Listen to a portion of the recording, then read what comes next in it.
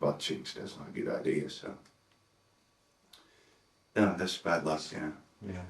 So producing the new album has taken you, a great part of the year 2002. Can you tell us where you produced it, or where you recorded it, where it was produced, and Yeah, so we started working with the guy who produced our first album, this Finnish guy, is Healy, and we just wanted to go back to basics. You know, we've known him for 10 years, and we wanted to sort of get back that kind of an attitude that he can bring out from the band to him. And we just, went to these old places. We went to Finnvox in Finland, which is like our home studio, and just hit there with Healy and started working out like in good old days. And everybody's pretty happy about it. He's a very good producer. He suits our band perfectly, and he gives all kinds of characters for us. We play all kinds of animal figures. Sometimes we play like frog, and sometimes we play like a tiger, and sometimes we play like an archer. All this shit what we need. So we're a slightly psychotic band. We need to be, pushed a bit so that you can make the best out of him. And he is a great pusher. I'm talking about drugs here. He's a great pusher in other ways. yes, For pushing people's personalities forward. yeah. So it takes time. It took us a pretty long time. We worked pretty hard to make it happen, and he sure helped us. Everything was nice and cold.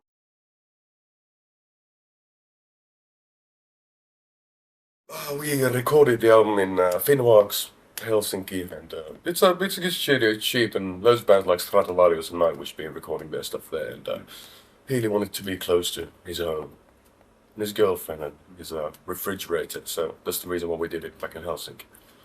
But the actual recordings took like 2 months.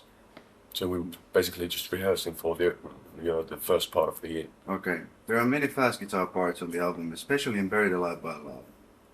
Why did you play such a heavy song at the start of the album? Well, Buried Alive by Love was a good opening track because of its sort of like, hello dear Sonic Seducer people, we're back. That's one of the reasons. Linda wanted to show off. He's a great fan of Steve Vai. So that's the reason. He wants to play really fast. But he can't play any faster, so it took a long while to finish that track. It was just a good opening track. Being rough and, straight to the point. Roger. The whole album seems to consist of changes between very fast and more balladist parts. Is that the overall principle you used? Overall principle was trying to make a good album with loads of dynamics. That's the principle. Yeah. That's the principle, yeah. What we try to do, not necessarily trying to sort of like premeditate on having like one fast track and then one mellow one. We don't have any ballads on the album. I don't consider them being ballads. They're just heavy tunes, like what Black Sabbath used to do. How would you describe the lyrics compared to the older albums? Is it still about love, death, and sin? Well, to a certain extent, yeah, it's about, lyrics are about love, death, and sin. But they're about, they're written in a bit more schizophrenic way. Even I don't understand the lyrics. They just came from somewhere. You've already shot 2 videos, one for the first single in Germany, Funeral of Hearts, one for the Buried Alive by Love. Please tell us something about these videos.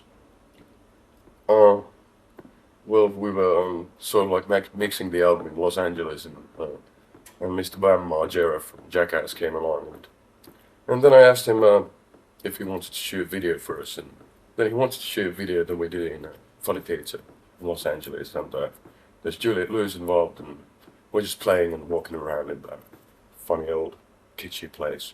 Tell us about Bush. Oh, Bush. It's my edition. It was a funny thing. We had to, originally we were supposed to be shooting on the 19th, I'd say, 19th of December, something like that. And we reserved the whole theatre for shooting the video. But unfortunately, Bam got a call from the owner of the theatre that you can't do it on Tuesday. You have to reschedule it.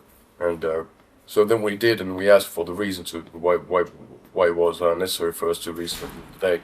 And what happened was that Mr. Bush, the President of the United States of America, wanted to have his own little party.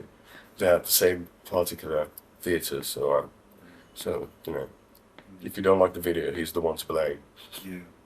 Because we weren't prepared. We had to do it 2 days earlier. Can you tell us something about the album title?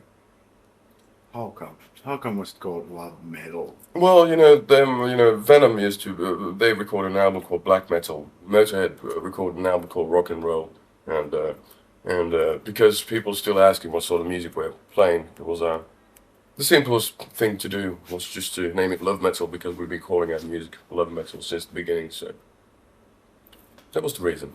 That was the reason, basically. It's corny and kitschy, but very punchy.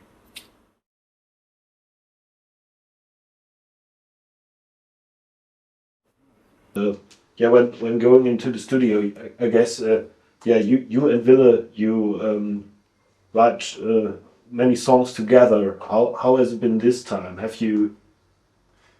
It's always been with him that he tends to write the structure of a song, which is what I call songwriting, and then we just fix it up together. So I think songwriting, whoever does it, I believe it has to be the same. You just come with the idea and then you just make it happen. It's very simple. And who you make it happen, how you make it happen, that's another question. But the place where all the ideas come from, I think it's the same. Mm-hmm. So it's what like he usually do. He strums the guitar and then we go and play. It's pretty simple. Sometimes the circumstances are better and sometimes they are worse. Yeah. And this time they were, thank God, pretty good. Mm-hmm. And yeah, the main theme of your album is just as on the albums before, love, death. Yeah, Yeah, that's true. Yeah. It's, always resembles this. yeah, there's always this contrast thing.